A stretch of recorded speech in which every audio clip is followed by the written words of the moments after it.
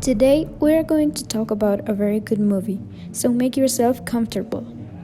This time, the movie is Contratiempo, a Spanish thriller and mystery film written and directed by Oriol Paulo.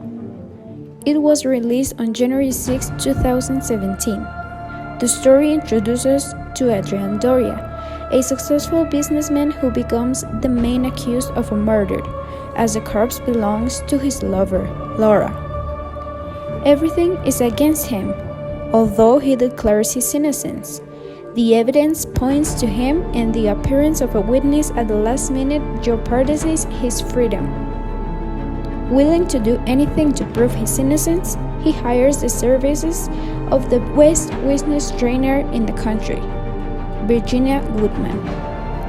Together, they will work during a long night in which secrets will gradually come to light. In a back and forth of twists and turns, keep the viewer glued to the screen.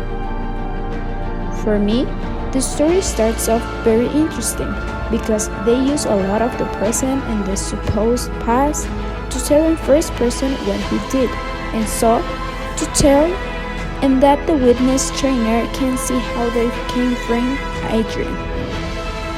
As the film progresses, the narrative of the story in question begins to have a greater complexity, taking into account that the expert in building speeches and making an analysis of the facts to find irregularities begins to find holes in the story, and that is where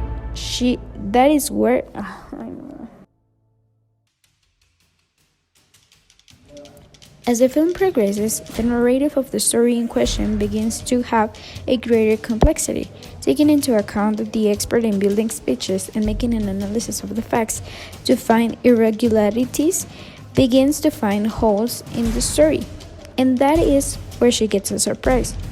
And basically, that is the dynamic of this film.